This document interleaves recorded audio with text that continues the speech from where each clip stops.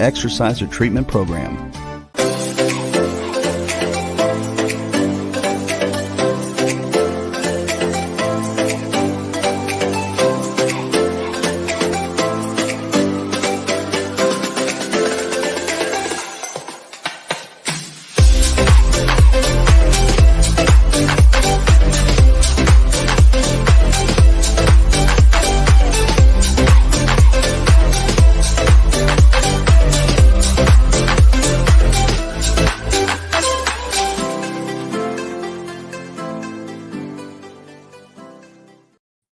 Hello, everyone, and welcome to the Inspired and Empowered Living TV show and podcast.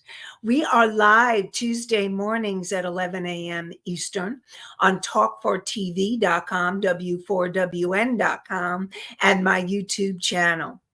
And today we will be continuing to talk about embracing change and turning transitions into transformations, part 2.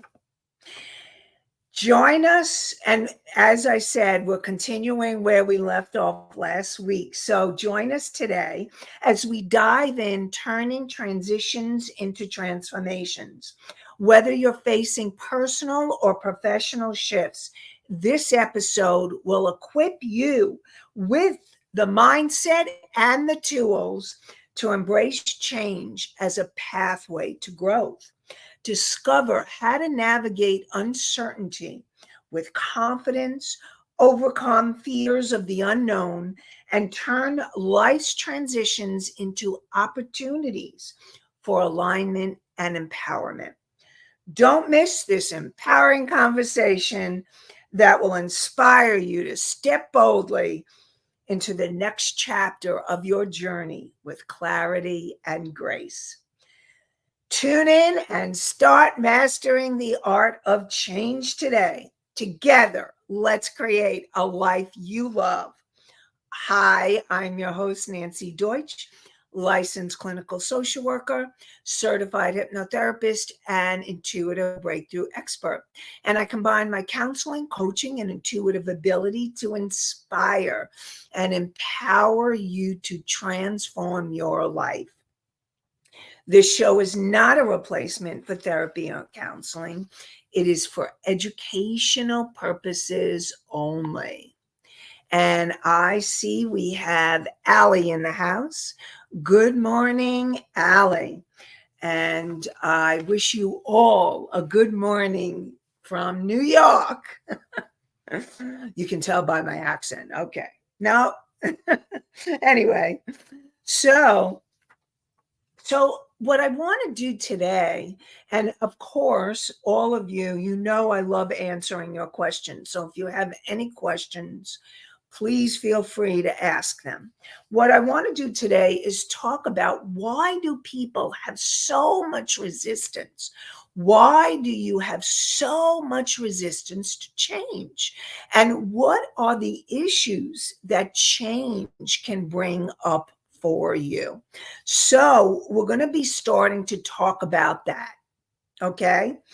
And the first thing is that you may have a fear of the unknown, that the known is familiar. You know what you're going to get with what you have, but to have change happen, and you're like, oh, I don't know. It's the fear of the unknown, fear of uncertainty. And okay, I'm going to get to your question, Country Corners, in a sec. So there's this fear of what will happen if I make this change, that fear of the unknown, the unfamiliar. Okay. And so it's learning, and it may also have to do with a fear of failure or not knowing how to navigate the new situation effectively. So as I go through the show today and perhaps future, we will talk more about how to navigate those changes. First, I want to get through why there may be resistance. So let's get to the question from Country Corners Gazette, and then we'll continue on. So the question is change a good thing or a bad thing to deal with? Okay, so change is something, first of all, what I want to remind you is change is constant. There is nothing and no one that will go through life without change. Okay, so change happens. Now, there are good changes where things are improving, or you get a better job, a better position, more money. You enter a new relationship, or your relationship gets better, improves. This like major having a child get married, you getting married. Like there's a lot of different changes. Now, I just talked about a lot of positive changes. Now, the change can also involve loss. So it's not, here's the thing, you're going to have change no matter what. There is one thing that is certain, okay? And that is life is full of changes and transitions. That just is, okay? Now, and it's not a matter of what the change is, okay? It's how do you handle the change? How do you handle the change? What are you thinking? Are you automatically thinking the negative, even if it's a positive change? That fear of the unknown that I just talked about, even if it's a positive change, if you have fears of the unknown or fears of failure, like I've had clients that said, "Oh, I'm entering a new relationship, and what if it happens that we get divorced? They're getting married and they're thinking about divorce." So here's the thing. It's all about how are you thinking? What are you saying to yourself? The self-talk can make the hugest difference when we're talking about navigating change effectively. Okay. So change is really neither good or bad. You're going to have positive change, positive experiences, which is change and still can be stressful. And then there are the negative changes. There's the uncertainty with what we have in the world. There's natural disasters. There's political unrest. There's concern about war and all different kinds of things, that there is uncertainty wherever you are in this world. And so it's not what the change is, but learning new coping skills and tools to navigate the changes. And that's how you turn transitions into transformations. But before we go into that, I want to talk more about possibilities of what could happen and what are those resistances. And before I do that, we have a good number of questions that came in. So I want to get to your questions, and then we'll go back to more of why you may be resistant to change. So Misty asks, why is it hard to change for some people? So Misty, what I'm going to be talking about is the resistance to change and why it's hard. So one of those changes is that fear of the unknown. Another one is comfort with familiarity and being comfortable with the familiar. It's so much easier for all of us, okay, as human beings, to stay with what we know, with the familiar, than to have to risk change. So that is another reason why people resist changing. And usually, a lot of times, change can be put upon you rather than you choosing it. Because again, it's so easy to be in the familiar than have to do unfamiliar territory. And So hopefully, so change, and as I go through these other issues about resistance to change and the fears of change and what those bring up, that should also help you answer the question more, Misty. So, and again, if hopefully I answered your question, and if there's anything else that you would like to ask around what I'm bringing, definitely uh, ask away. And then we have a question from Mickey. Some things are thrown at you and it's hard to navigate through it. Yes, Mickey, that is so true. And that's what I was talking about, is that people resist change, and you may resist and resist. And look, I understand that because I've been there. A lot of times when I had to move, it was because I needed to move. I didn't want to move, moving my house, moving my home. And and so, and including natural disaster. I mean, I was hit with Hurricane Sandy and I had to move out of the place where I lived, which was Long Beach, New York. So I understand the resistance to change really well for my own life. And I also want to let you all know that it's pretty human that we all have these fears of changes, and very often we resist the change, resist the change. It's your intuition very often can be like that. There's that still small voice, and you hear it, and you kind of know, you kind of know, ooh, I think I need to make a change, but you resist it. And then it may get a little louder, and you keep resisting until boom, it's thrown upon you. And that is common. Okay. So I'm just going to let you know that it is common. I think there are more people that resist change than welcome it and move through it with ease and grace. But I'm hoping that as we go through the show, and these upcoming shows, because I know we're going to be continuing on, okay? Because there's a lot of information I want to share with you, and I want you to know what would be creating the resistance, and then we're going to be talking about how to navigate it.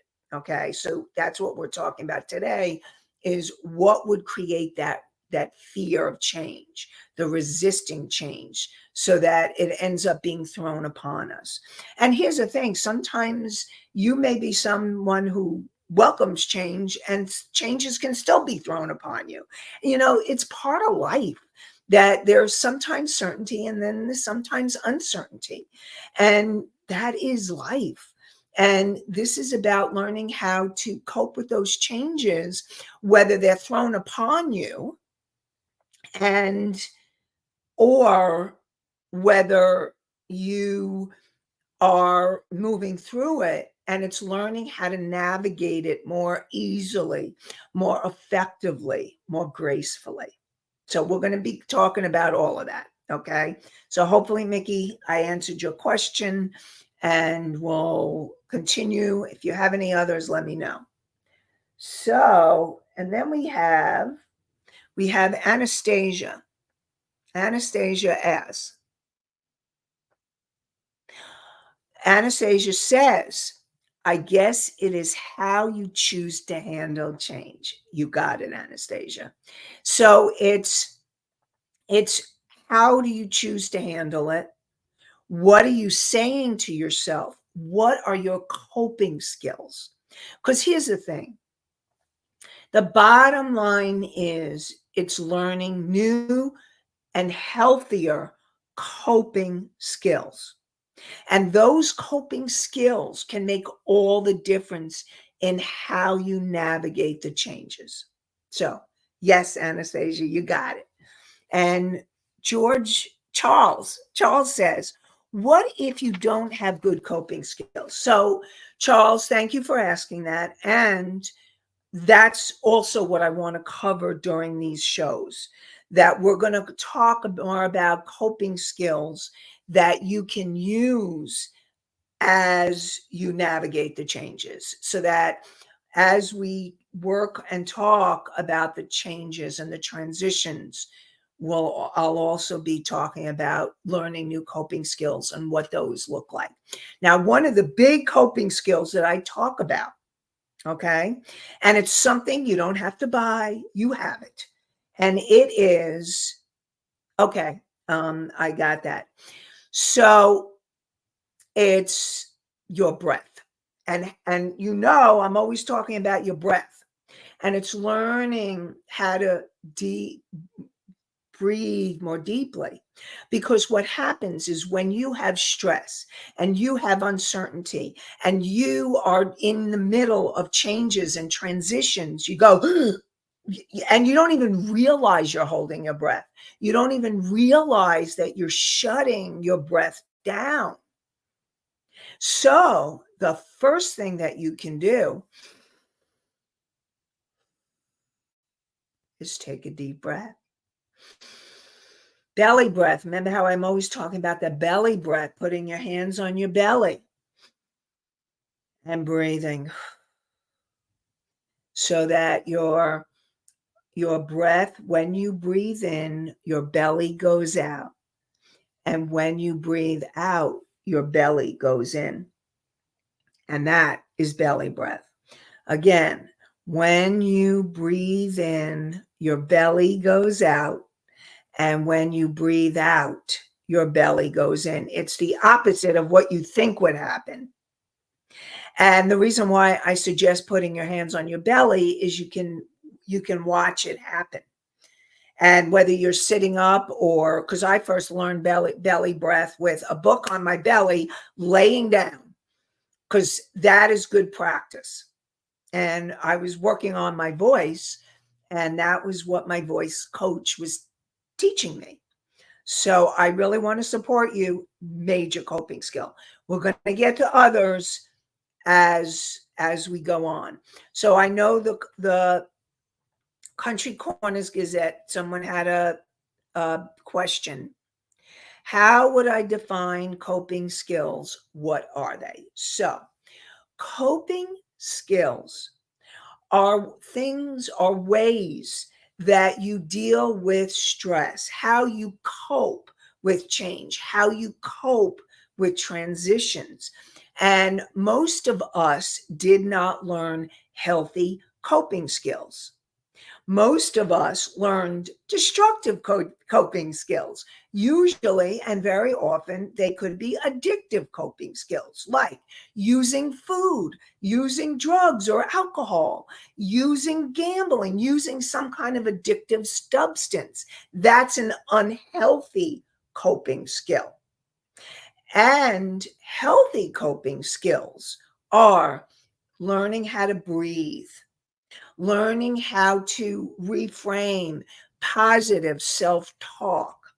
And those are examples of healthy coping skills. And we're going to get into more healthy coping skills as we continue on through the program today and future programs. So hopefully Country Corners that answered. So coping skills are the ways that you navigate change, transitions, your life, stress. And the healthier you are, healthy coping skills like exercise can be a healthy coping skills, going out into nature. So I'm already giving you some examples, and we'll go deeper into that to help you through change and transitions. Okay. Anastasia, in the moment, how would we know if we had the coping skill and which one to use at the time? So in the moment, what you just kind of reach for whatever works for you in the moment. What I make the suggestion is have a list of different coping skills. So as we go through the show, I want to invite you to start writing down all the different things that I've mentioned. And I'm going to mention them again and again, because I really want to support you all in having healthier, better coping skills. It's really crucial that, and because you want to be able to navigate life with healthy coping skills rather than unhealthy behaviors. So, another resistance and fear of change is the loss of control. And what happens is that when change happens, and also I want to remind you is that a lot of this also comes from childhood. So if you, like, for example, as a child, you didn't have much control over things and circumstances, okay? Like your parents got divorced, you didn't have a say in that. It was about them. And that may have put the whole family into stress. Or if you had to move and you, I mean, I can't even begin to tell you how many clients moved from one location to another and they had friends in the old location. They were really popular. And then in the new location, they couldn't even make a friend or they had friend problems growing up. And so then there's this loss, the fear of loss of control.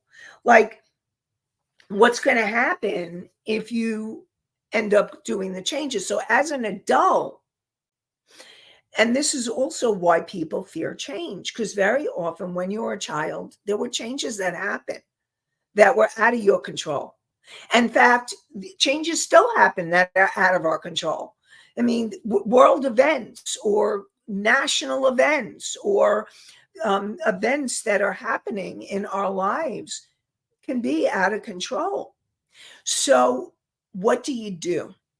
And what you do is you work on finding your ways to gain the control back to help you to navigate the changes.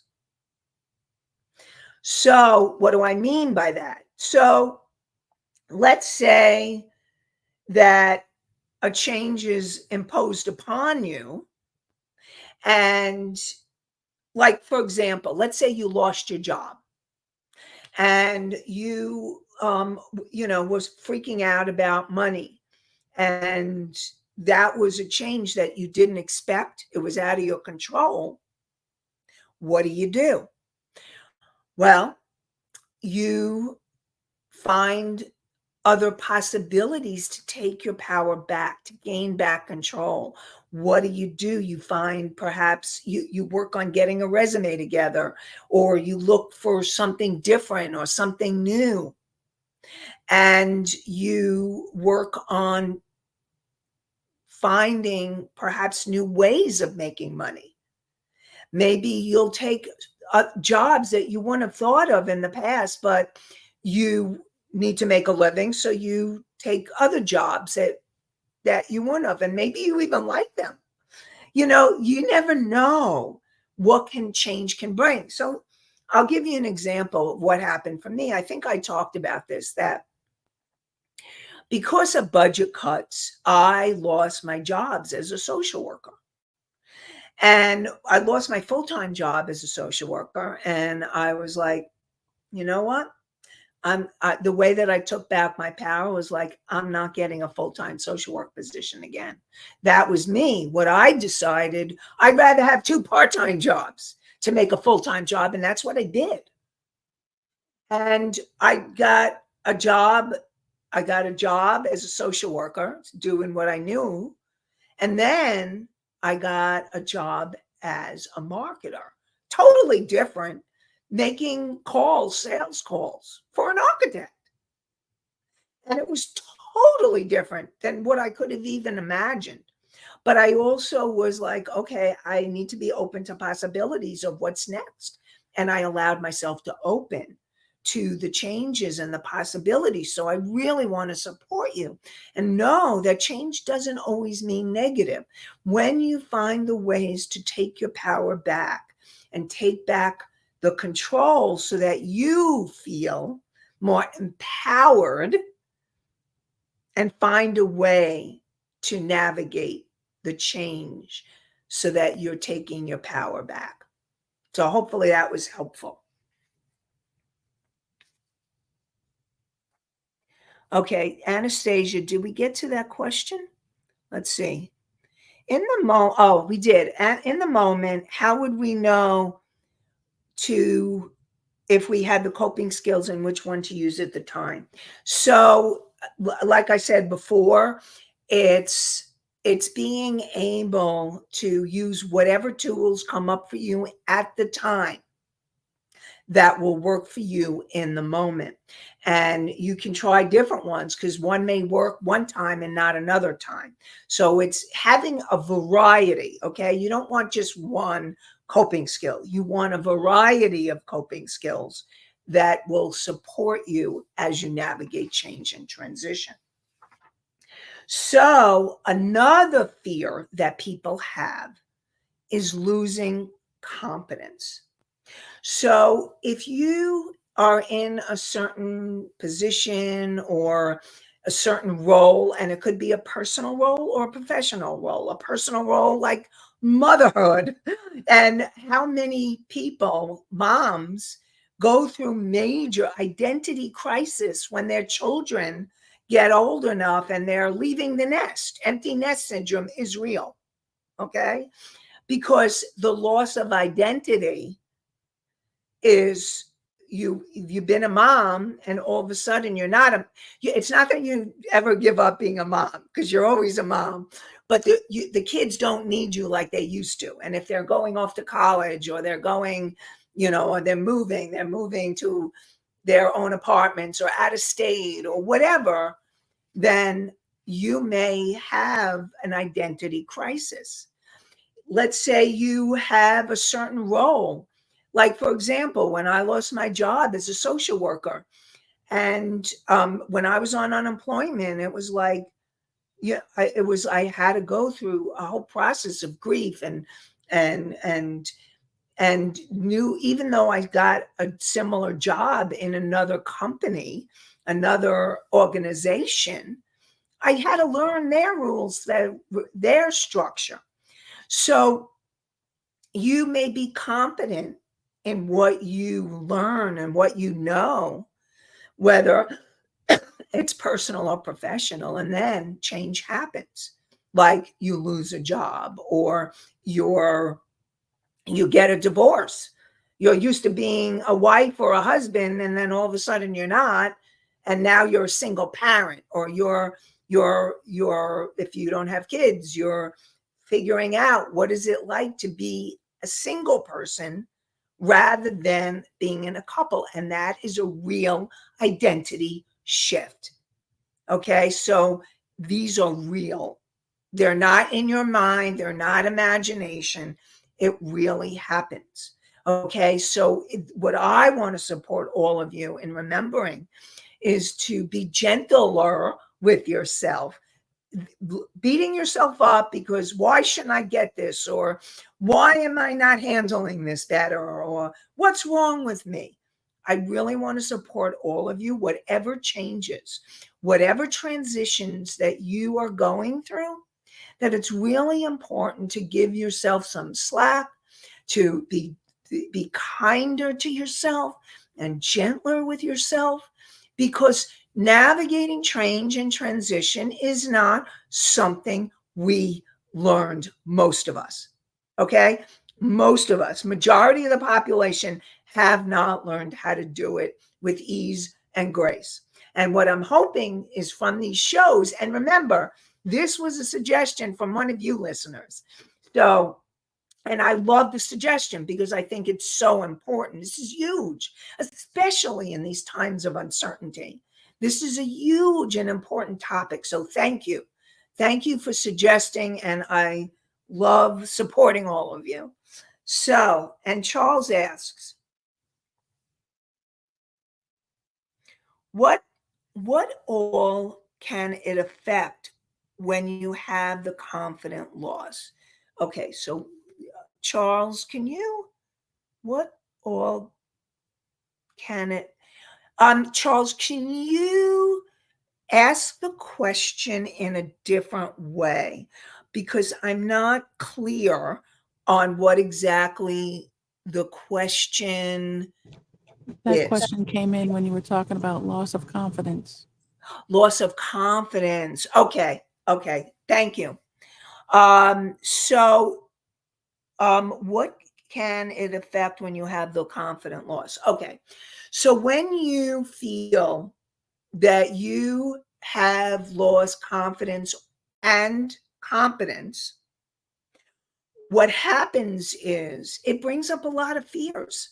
Because if you're used to a certain role and a way of being, and that's what you've known, and then all of a sudden you're put in a position where either A, you have to get another job, or you have to find a new way of navigating the transition that you're in, whether it's divorce, whether it's dealing with crisis, natural disasters. It's all these things can bring up the fears of not feeling competent and not being able to feel confident as you navigate the changes. So, so it's learning again what you can do to take your power back and to feel and to use coping skills to help you as you navigate the changes in your life situations. So Charles, I hope I answered your question. If I didn't, can you let me know and ask maybe the question in a different way or add to it? Or so let me know, because I really want to support you and answer your question. Okay. So before we go on to more information, let's talk about, I have a meditation and a PDF. So even if you don't meditate, you can download the PDF and you can allow yourself to use this. This is a coping tool. So whether you use the PDF or whether you use the meditation, this would be a helpful coping tool for you to have. And what I do during it is I help you to clear your energy, calm yourself down, connect to the higher aspects of yourself that are here to help you, like what I call your higher self, that wise, unconditionally loving part of you. And then helping you make decisions. Because when you are in transition, you can have a hard time making decisions to navigate the changes. So this can help you. Go to the name of the show, Inspired and Empowered Living.com/meditation. MEDITATION.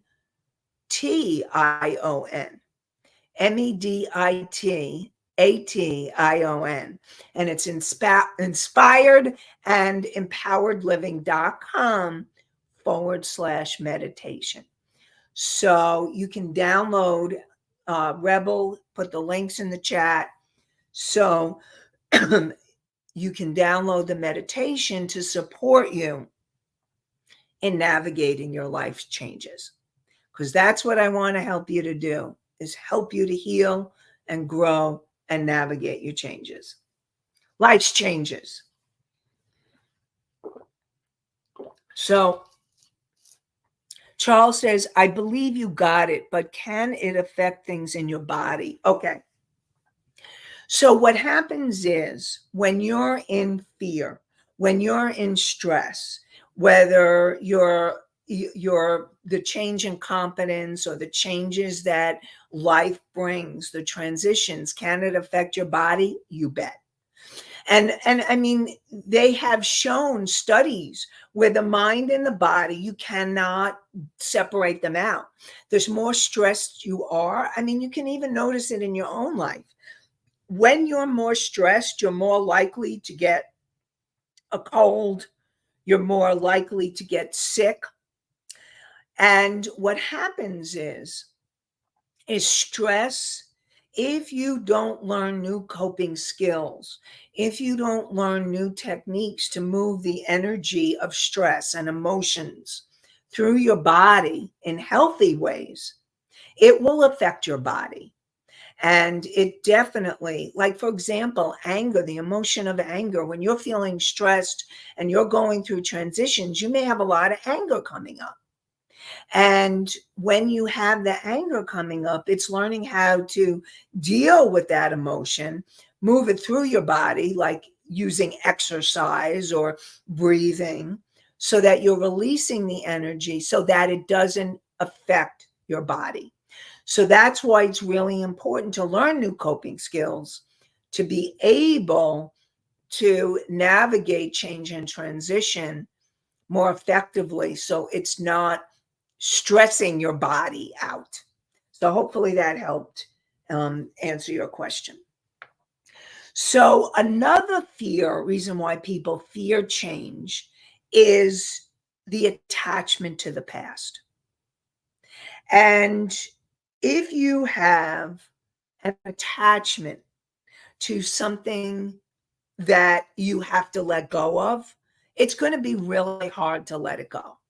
So let's say, again, a loss of a job, and you felt like this was your family, your work family. Okay. Sometimes we spend more time with our work, our coworkers, than we do with our family. So, and you felt really loyal towards the company, and then you'll let go because of budget cuts or because of whatever changes going on in the company. And it's really hard to let go. Or like what I was talking about before about moms and the empty nest. Like moms, there are some moms that they love that their kids needed them when they were younger, and it's hard for them to adjust to be able to navigate life without their kids, and because it's a whole identity change. So that's another example. And so any kind of attachment to the past can bring on more stress and harder to let go of the things that you need to let go of in order for you to navigate the changes. And also, it can trigger grief and mourning and loss. And that's real too. And that you need to be able to allow yourself to grieve and mourn the past. That's important. And then another is perceived negative impact. So if you perceive the change is going to be something negative, you're going to stress out even more. So that's why it's learning how to change how you think about change what you're saying to yourself. Okay. So, and the change, you may perceive it with financial loss or like loss of identity or a loss of control, a loss of status. And what I want to support you in doing is learning how to take your power back, empowering yourself. And we'll talk more about that. Okay. So I'm just going through what the potential fears of change are right now. So if you think the change is going to bring something negative, it's going to increase your stress. And that's why it's going to be learning how to think about things in new ways. Remember, and I want to bring this back to you, change equals opportunity. It's an opportunity for something new. No matter whether the change was thrown on you or you're choosing the change, it is an opportunity. And we're going to talk more about that. Okay. So another fear could be fear of increased workload or stress. So let's say you get a promotion, which is a positive change, but you're really nervous about what is that going to mean? Am I going to have no time? Like, is it going to mean too many hours? What does it mean in terms of my workload and my stress? Or if there's other people in the company that are being let go of, and then you have to take on other people's responsibilities. Again, you could have fears of those changes as well. So it could be an increase in stress and the fear of increase in workload. So that could be another thing that brings your fears up. And there's when you have a change that's happening in conflict with your beliefs or your values, that could create more stress as well. So for example, let's say you grew up Catholic and your partner is now wanting to file for divorce. Now, Catholics don't believe in divorce, or at least they didn't. I mean, now, it depends on the person. And so it may bring up all your like confusion about this is something that's happening to me now, and I don't understand. This is my value about it. How could this happen? So it could bring up a lot of conflict for you. That's an example. Another is lack of trust. So if you don't trust the source or the reason for the change, it can create more stress.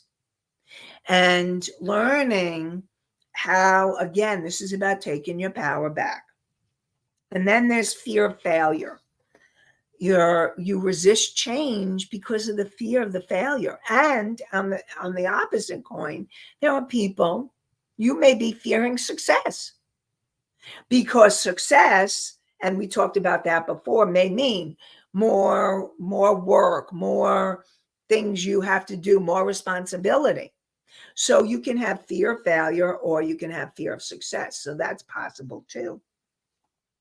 Now, in order to overcome the resistance and these changes, this is about learning those new skills, learning what you need to learn in order to help you to navigate the changes and to move through transition so you can transform your life, yourself, as you move through change more easily, more gracefully. And so, and it's also looking at transitions and change in a new way. And we're going to be talking about all of that in the next live show. Okay, so we're going to continue this topic. This is a very important, huge topic. So, especially in these times of uncertainty. So, thank you, whoever brought this topic up. Great.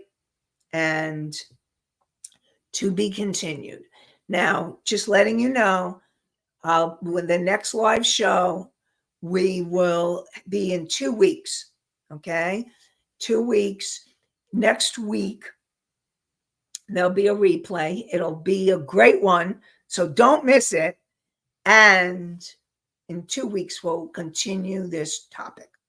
Okay, so I want to remind all of you that change and transition, it's all about what you think about it, how you feel about it, and learning to find new ways of coping. And I talked about breath work. We talked about exercise. We talked about different things to help you to navigate the changes. And we're going to continue to talk about more. And I want to wish you, okay, so join us live Tuesday mornings at 11 a.m. Eastern on talk4tv.com, w4wn.com, my YouTube channel. And then you can find the podcast on iHeartRadio, Spotify, Pandora, Apple, Amazon, and many more. And so next live show, embracing change and turning transitions into transformations, part 3. I wish you all an inspired and empowered day and an inspired and empowered week. Have a great one, everybody. Bye for now.